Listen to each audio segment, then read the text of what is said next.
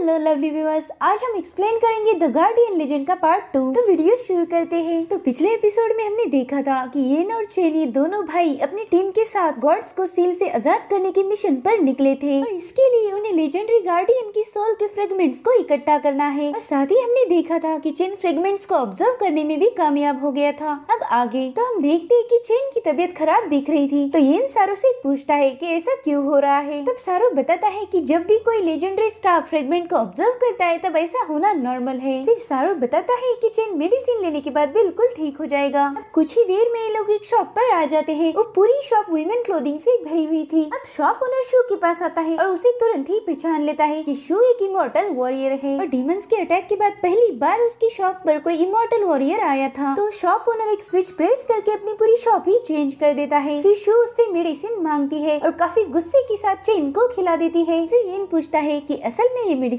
क्या है। तो शॉप ओनर बताता है कि इस मेडिसिन का नाम शांशोबिन है और ये ओवरलोड हो रही मैजिक की पावर को कम करने के काम आती है। तो येन कहता है कि हमने इसे ज्यादा मात्रा में खरीदना चाहिए, मगर शॉप ओनर बताता है कि इस मेडिसिन के लिए तुम्हें 2 बिलियन देने होंगे। तभी सारो आगे आता है और अपने अकाउंट से पे करने के लिए कहता है। वो बताता है कि उसके पास कई ट्रिलियन येन है। अब शू को वहाँ पर बहुत गर्मी लग रही थी। तब वो शॉप ओनर बताता है कि 100 साल पहले उसके सिटी पर एक मीटियोर गिरा था, जिसकी वजह से वहाँ का क्लाइमेट दिन ब दिन गर्म होता चला गया और जहाँ पर वो मीटियोर गिरा था वो जगह एक फर्नेस में बदल चुकी है। जिसके बाद वो बताता है कि फाइजन इस सिटी का रूलर है और असल में वो एक हाई लेवल का डीमन है। वो इतना पावरफुल है कि फेरिस भी उसका कुछ नहीं बिगाड़ सकती। तभी सारो चेन को स्टाफ घुमाने के लिए कहता है और सारो चेक करता है कि मीटियोर उसे रिस्पॉन्ड कर रहा है। इसका मतलब मीटियोर में सोल फ्रेगमेंट जरूर होंगे। लेकिन तभी चेन का नेकलेस टूट जाता है और स्टाफ नीचे गिर जाता है। अब सारो शू के साथ जाने लगता है। तभी येन कहता है कि मैं भी तुम लोगों के साथ आना चाहता हूँ, मगर शू उसे वार्न करती है कि वो जगह बहुत खतरनाक है। मगर येन को तो उनके साथ जाना ही था, इसीलिए वो चेन को शिंग के पास छोड़कर उनके साथ चला जाता है। अब हम देखते हैं कि तीनों भी एक बिल्डिंग के पास पहुंच गए हैं। सारो उन्हें बिल्डिंग का मैप दिखाता है और कहता है कि फाइजन इसी बिल्डिंग के टॉप पर होगा। जिसके बाद शू और सारो प्लान बनाने लगते हैं, मगर तभी येन बिल्डिंग में एक बड़ा सा होल करके फाइजन को चिल्लाकर बुलाने लगता है, जिस वजह से वहाँ मौजूद सभी एनिमीज को इनके आने का पता चल जाता है। इधर शॉप पर हम देखते हैं कि चेन को लेजेंडरी गार्डियन की फाइट का सीन दिखता है, जिसमें गार्डियन डीमन किंग की आर्मी के साथ फाइट कर रहा था। वो गार्डियन अपनी स्टाफ के एक ही अटैक से कई सारे डीमंस को खत्म कर देता है, पर डीमन किंग के एक ही अटैक से गार्डियन की चेस्ट में होल हो जाता है और उसकी सोल पूरे वर्ल्ड में फैल जाती है। चेन देखता है कि अभी उनके पास सोल फ्रेगमेंट के 2 हिस्से थे, जो कि उन्हें उन गुंडों की सोल से मिले थे जिन्हें इन लोगों ने हराया था। तभी गुंडे चेन से कहते हैं कि वो अभी बहुत वीक है, अगर वो गार्डियन की पावर को यूज करेगा तो काफी स्ट्रॉन्ग बन सकता है। इसके लिए उसे सिर्फ अपनी सोल को सैक्रिफाइस करना होगा। लेकिन चेन ऐसा कुछ भी करने से मना कर देता है और तभी उसका स्टाफ चमकने लगता है और वो बड़ा होने लगता है। और इस मोमेंट पर चेन को गार्डियन की आवाज सुनाई देती है, जो उसे बताती है कि एक दिन उसकी सोल और वो एक साथ मिल जाएंगे। और इसी के साथ चेन को होश आ जाता है और वो शिंग को अपने इतने पास देखकर शर्मा जाता है। तभी चेन की जेब से स्टाफ नीचे गिर जाता है, तो शिंग उसे उठाती है और शॉप ओनर के पास ले जाती है। जब चेन लौटता है तो वो देखता है कि शिंग ने उसका नेकलेस सिल्वर थ्रेड की मदद से जोड़ दिया है। वहीं दूसरी तरफ हम देखते हैं कि इन तीनों ने मिलकर सारे एनिमीज को हरा दिया है। जिसके बाद फाइजन उनके सामने आता है। येन सीधा उस पर अटैक कर देता है और फाइजन अपनी फायर पावर को एक्टिवेट करता है, जिसकी वजह से येन को पीछे आना पड़ता है। फाइजन सारो और शू को देखकर बहुत खुश होता है, क्योंकि वो दोनों भी उसके लिए अच्छे अपोनेंट बन सकते थे। और अब वो कहता है कि मुझे पता है तुम लोग यहाँ पर सोल फ्रेगमेंट लेने के लिए आए हो, अगर तुम्हें वो फ्रेगमेंट चाहिए तो तुम्हें मेरे साथ फाइट करनी होगी। जिसके बाद येन फिर से फाइजन पर अटैक करता है, मगर फाइजन फायर बैरियर की मदद से बच जाता है। जिसके बाद फाइजन फायर फोर्थ पिलर से अटैक करता है, मगर येन की स्वॉर्ड फाइजन की फायर को एब्जॉर्ब करने लगती है। ये देखकर फाइजन येन पर फायर ब्लास्ट करता है, जिससे येन दूर गिरने लगता है, मगर तभी सारो उसे पकड़ लेता है। फिर सारो बताता है कि अगर फाइजन ज्यादा फायर पावर यूज करेगा तो पूरी सिटी तबाह हो सकती है, क्योंकि उसकी पावर मीटियोर से कनेक्टेड है। मगर फाइजन बताता है कि वो इमॉर्टल वॉरियर की ब्लड से सब कुछ ठीक कर देगा। तभी शू फाइजन पर अटैक करती है, लेकिन फाइजन फायर वेव से उसका वेपन पकड़ लेता है और उसे ओवरहीट करने लगता है। तो सारो वाटर से उसे कूल करने की कोशिश करता है, पर उससे कुछ भी नहीं होता, जिस वजह से शू को अपना वेपन छोड़ना पड़ता है। जिसके बाद फाइजन शू पर अटैक करता है, मगर येन बीच में आ जाता है और सारो और शू को वहाँ से जाने के लिए कहता है, क्योंकि पूरी सिटी डिस्ट्रॉय हो रही थी। अब शू और सारो वहाँ से जाने लगते हैं और येन फाइजन पर अटैक करता है और उसके पीछे से आकर उसे 2 हिस्सों में काट देता है। मगर येन ने जिसे काटा था वो तो बस एक इल्यूजन चेन था। अब फाइजन एन के पैरों को अपनी वेब से बांधकर उसे जमीन पर गिरा देता है और अब वो उस पर हमला करने ही वाला था, मगर तभी सारो वहाँ आ जाता है और अपनी आइस की मदद से फाइजन का अटैक रोक लेता है। और अब जैसे उन्हें मौका मिलता है वो लोग वहाँ से भाग जाते हैं। अब फाइजन जमीन पर खून देखता है और जल्दी से रिचुअल परफॉर्म करने लगता है, जिससे वो उस मीटियोर को बादलों के पार भेज देता है। इस वजह से पूरी सिटी में मीटियोर गिरने लगते हैं और ये देखकर सारो और एन किसी सेफ जगह जाने लगते हैं। वहीं दूसरी तरफ शिंग और चेन भी शेल्टर के लिए भाग रहे थे और तभी चेन एक बच्चे के रोने की आवाज सुनता है, तो वो उसे भी उनके साथ शेल्टर में चलने के लिए कहता है। लेकिन तभी एक बिल्डिंग कोलैप्स होने लगती है और वो सीधा चेन के ऊपर ही गिरने वाली थी, मगर शिंग अपनी थ्रेड की मदद से चेन को बचा लेती है, जिसके बाद ये लोग शेल्टर तक पहुंच जाते हैं। चेन अपने भाई के लिए बहुत परेशान हो जाता है। तभी उस शॉप ओनर उसे बताता है कि एन ने मेडिसिन ले ली है, तो अब उसे सिर्फ आराम करने की जरूरत है, जिसके बाद वो पूरी तरह से ठीक हो जाएगा। लेकिन तभी शेल्टर गिरने लगता है, जिससे सभी लोग काफी परेशान हो जाते हैं। शॉप ओनर बताता है कि फर्नेस के नीचे एक कोर है जिसे ये सब कंट्रोल किया जा सकता है, तो सारो भी उसकी बात पर अग्री हो जाता है। मगर शॉप ओनर को पता था कि उस कोर के आसपास काफी सिक्योरिटी है, तो सारो कहता है फिर तो हमें वो कोर चुराना ही होगा। लेकिन शिंग कहती है कि मैंने कसम खाई है कि मैं दोबारा से चोरी नहीं करूंगी। तभी शॉप ओनर कहता है कि कोर तो इमोर्टल वॉरियर्स का वेपन है, तो अगर तुम उसे चुराती भी हो तो टेक्निकली वो चोरी नहीं होगी, तुम तो बस तुम्हारी चीज वापस ले रहे हो। तो शॉप ओनर की बातों से कन्विंस होकर शिंग कोर लाने के लिए निकल जाती है। अब वो बिल्डिंग में पहुंच जाती है और सभी सिक्योरिटी गार्ड्स को पीट कर वहाँ के कैमरा से सेक्रेटरी को ढूंढने लगती है, क्योंकि सिर्फ वही बता सकता था कि कोर एग्जैक्टली कहाँ पर है। फिर शिंग सेक्रेटरी के पास पहुंच जाती है और अपनी थ्रेड की मदद से उससे इंफॉर्मेशन निकालने लगती है, मगर वो सेक्रेटरी उस पर अटैक कर देता है, जिसके बाद शिंग थ्रेड की मदद से उसके हाथ पैर बांधकर उसे कोर के बारे में पूछने लगती है। वहीं दूसरी तरफ फाइजन शेल्टर को गिराने के लिए उस पर लगातार अटैक कर रहा था, मगर शू और सारो शिंग के वापस आने तक फाइजन से फाइट करने का डिसाइड करते हैं। इधर शिंग को कोर की इंफॉर्मेशन मिल जाती है और वो उसके पास भी पहुंच चुकी थी, मगर तभी वहाँ का अलार्म एक्टिवेट हो जाता है और एक बड़ा सा रोबोट शिंग पर अटैक कर देता है। इधर हम देखते कि फाइजन जहाँ से भी गुजर रहा था वहाँ पर सब कुछ डिस्ट्रॉय हो रहा था। और अब हम फ्लैशबैक देखते हैं जहाँ पर एक लेडी एक चोर को रोक रही थी, मगर तभी वो चोर अपना नाइफ निकाल लेता है। लेकिन इससे पहले कि वो चोर उसे कुछ कर पाए वहाँ पर फाइजन आ जाता है और उस लेडी को बचा लेता है, जिसके बाद उन दोनों में दोस्ती हो गई और फिर धीरे धीरे उनकी दोस्ती रिलेशनशिप में बदल गई, जिसके बाद उन दोनों ने शादी भी कर ली थी। मगर एक दिन एक बड़ा सा मीटियोर उनकी सिटी पर गिर जाता है। उस मीटियोर के नीचे वो बिल्डिंग भी तबाह हो जाती है जहाँ पर फाइजन की बीवी रहा करती थी। अब कहानी फिर से प्रेजेंट में आ जाती है जहाँ पर सारो और शू फाइजन से लड़ रहे थे। फाइजन कहता है कि मेरी लाइफ इमोर्टल्स की वजह से बर्बाद हो चुकी है, इसलिए मैं किसी को भी जिंदा नहीं छोड़ूंगा। जिसके बाद फाइजन उन पर फायर अटैक करता है, मगर सारो उसे बैरियर से रोक लेता है, लेकिन सारो उसे लंबे समय तक रोक नहीं पाता और वो बैरियर ब्रेक हो जाता है। और तभी वहाँ पर गोल्डन स्टाफ आ जाता है और इन दोनों को बचा लेता है। अब चेन वहाँ आकर फाइजन को ये तबाही रोकने के लिए बोलता है, क्योंकि अगर वो नहीं रुका तो सिटी वैसे ही बन जाएगी जैसे वो 100 साल पहले थी। मगर फाइजन कहता है कि मुझे मेरी बीवी की लाश बिल्डिंग के मलबे में मिली थी और उसी जगह से मुझे फ्रेगमेंट की पावर भी मिल गई थी, तो अब मैं इसी पावर का यूज करके सभी इमोर्टल्स को खत्म कर दूंगा। तो सारो उसे समझाता है कि डीमन किंग ने मीटियोर की मदद से इमोर्टल पैलेस को खत्म करने की कोशिश की थी, पर उन्होंने एक बैरियर की मदद से खुद को बचा लिया और फिर वो मीटियोर धरती पर आके गिरा और इसी की वजह से यहाँ पर सब कुछ डिस्ट्रॉय हो गया। अब चेन दोबारा से फाइजन को रुकने के लिए बोलता है, क्योंकि अगर उसने ऐसा नहीं किया तो वो भी इमोर्टल जैसा बन जाएगा। मगर चेन की बातों से फाइजन शांत होने की बजाय और ज्यादा भड़क जाता है और अब वो एक मॉन्स्टर बीस्ट में बदल जाता है। वही दूसरी तरफ शिंग रोबोट को हरा देती है और अब वो कोर को अपनी थ्रेड से पकड़ लेती है, लेकिन कोर को टच होते ही उसके थ्रेड जम जाते हैं और इधर फाइजन को भी पता चलता है कि ये लोग कोर के पीछे हैं, तो वो इन सभी पर बहुत बड़ा अटैक करता है और कोर की तरफ जाने लगता है। मगर चेन बैरियर की मदद से उन सभी को बचा लेता है। अब शू की हालत बहुत खराब हो जाती है, जिस वजह से चेन अकेले ही फाइजन के पीछे जाने का डिसाइड करता है, तो सारो उसे वहाँ पर टेलीपोर्ट कर देता है। अब हम देखते हैं कि एक अनजान आदमी कोर के पास आ चुका है, तो उसे देख शिंग वहीं पर छुप जाती है और वो आदमी कोर को अपने हाथों से ही निकाल लेता है, जिस वजह से उसकी बॉडी फ्रीज हो जाती है, मगर उसने पहने हुए आर्मर की वजह से वो बच जाता है। तब तक वहाँ पर फाइजन भी आ जाता है और उस आदमी को कोर वापस रखने के लिए कहता है, मगर वो आदमी कोर वापस रखने के लिए तैयार नहीं था। वो कहता है कि ये मेरी सिस्टर की तरफ से मेरे लिए गिफ्ट था। जिसके बाद गुस्से में आकर फाइजन उसके साथ लड़ने लगता है। फाइट करते वक्त ही वो आदमी चेंज हो जाता है। वो अब इतना स्ट्रॉन्ग हो चुका था कि वो फाइजन को हराकर अपना हाथ उसकी चेस्ट के आर पार कर देता है। उसके ऐसा करते ही फाइजन की बॉडी से फ्रेगमेंट बाहर निकलता है, तो आदमी उस फ्रेगमेंट को भी कोर के साथ बॉक्स में डाल देता है। अब वहाँ पर चेन भी आ जाता है और वो स्टाफ को बढ़ा करके उस आदमी के हाथों से वो बॉक्स गिरा देता है, तो वो आदमी स्टाफ को पकड़ लेता है। तो स्टाफ उसकी लाइफ फोर्स को एब्जॉर्ब करने लगता है। अब वो आदमी चेन पर अटैक करता है मगर शिंग चेन को बचा लेती है। वो आदमी देखता है कि स्टाफ उसके हाथ से लाइफ को एब्जॉर्ब कर रहा था, इसलिए वो अपना एक हाथ काट देता है और अब वो एक स्टोन की मदद से वहाँ से दूसरी जगह पर टेलीपोर्ट हो जाता है। इधर मीटियोर पूरी सिटी को डिस्ट्रॉय करने वाला था। तभी फाइजन बताता है कि अगर उस कोर को तोड़ दिया जाए तो सिटी बचाई जा सकती है, इसलिए चेन अपने स्टाफ से कोर को तोड़ देता है जिससे पूरी सिटी आइस में कवर हो जाती है और आइस की वजह से मीटियोर भी रुक जाता है। अब फाइजन को उसकी बीवी की याद आती है। वो सोचता है कि काश मैं उसे बचा पाता और तभी फाइजन के वाइफ की सोल वहाँ पर आ जाती है। वो कहती है कि तुमने पूरी सिटी को बचा लिया और इतना कहकर वो फाइजन को अपने गले से लगाती है और उसी की बाहों में फाइजन की मौत हो जाती है। अभी लोग अपना सफर शुरू करते हुए एक दूसरी सिटी में पहुँच जाते हैं जहाँ पर एन की इंजरी हील हो सकती थी, मगर तभी वो लोग नोटिस करते हैं कि सारो कुछ टाइम से अजीब बर्ताव कर रहा था। तभी शू बताती है कि वो सिटी पहले सारो की आर्मी का ट्रेनिंग एरिया हुआ करती थी। इतना कहकर शू चुप हो जाती है क्योंकि वो सारी बात उनके साथ शेयर नहीं करना चाहती थी। अब येन और चेन सारो को सपोर्ट करने का डिसाइड करते हैं और उसके पास जाते हैं, लेकिन सारो इसके लिए मना कर देता है और बताता है कि उनकी शिप का पावर क्रिस्टल खराब हो चुका है तो उन्हें पास की किसी माइन से क्रिस्टल लाना होगा। लेकिन माइंस बहुत खतरनाक जगह थी, इसलिए सारो वहाँ पर अकेले ही जाने का डिसाइड करता है। हालांकि येन उसके साथ जाना चाहता था मगर सारो उसे मना कर देता है, जिसके बाद सारो माइंस की तरफ जाने लगता है और उसे याद आता है कि सारो उसकी पहली टीम के साथ माइन में गया था। वो उन लोगों के साथ बहुत खुश था। इधर चेन को सारो की चिंता हो रही थी क्योंकि उसे वापस आने में बहुत टाइम लग रहा था, मगर शू उसे कहती है कि सारो बहुत स्ट्रॉन्ग है, उसने बहुत बुरा समय देखा है जिस वजह से वो इतना स्ट्रॉन्ग बना है। वहीं दूसरी तरफ सारो को याद आता है कि वो अपनी टीम के साथ माइन में आया था ये देखने के लिए कि जो लोग गुफा में काम करते हैं वो अचानक से गायब क्यों हो रहे हैं। सारो और उसके साथियों को गुफा के अंदर एक होल दिखता है तो सारो सभी को उसके अंदर चलने के लिए कहता है मगर उन्हें फाइट के लिए रेडी रहने के लिए भी बताता है। अभी लोग जैसे उस होल के अंदर कूद जाते हैं उन पर ढेर सारे ज़ॉम्बीज हमला कर देते हैं। ये लोग समझ जाते हैं कि जो लोग पहले माइन में काम किया करते थे वही अब ज़ॉम्बीज बन गए हैं। अब वहाँ पर ढेर सारे ज़ॉम्बीज थे जिनके आगे ये लोग आउट नंबर हो जाते हैं, इसलिए ये लोग वहाँ से पीछे हटने लगते हैं। मगर ज़ॉम्बीज कहाँ उन्हें जाने देने वाले थे, वो इनका रास्ता ब्लॉक कर देते हैं। तो सारो की टीम का एक मेंबर ग्रेनेड से रास्ता बनाता है। अब ज़ॉम्बीज से बचने के चक्कर में उनका एक साथी घायल हो जाता है, लेकिन वो फिर भी आगे बढ़ रहा था। तभी उसके ब्लड से वहाँ पर एक मैजिकल फॉर्मेशन बन जाता है, जिसके बाद ही पूरी टीम एक रूम में पहुँच जाती है और अपने हेडक्वार्टर से कांटेक्ट करके हेल्प मांगने की कोशिश करती है। अब जैसे ही लोग मैसेज सेंड करते हैं वहाँ पर एक बड़ा सा मॉन्स्टर दीवार तोड़कर अंदर आ जाता है। ये सभी लोग उस मॉन्स्टर को देखते ही पहचान जाते हैं कि वो कॉर्प हीलिंग बीस्ट है। अब कहानी प्रेजेंट टाइम में आ जाती है। इनको भी उस बीस्ट के बारे में पता था। दरअसल वो बीस्ट मुर्दे खाकर जिंदा रहता था और वो इमोर्टल्स के लिए भी बहुत बड़ा खतरा है। शू कहती है कि ऐसे बीस्ट डार्क रीजन में रहते हैं तो वो बीस्ट माइन में कैसे आया होगा। अब शू सारो की लोकेशन देखती है। सारो क्रिस्टल इकट्ठा कर रहा था,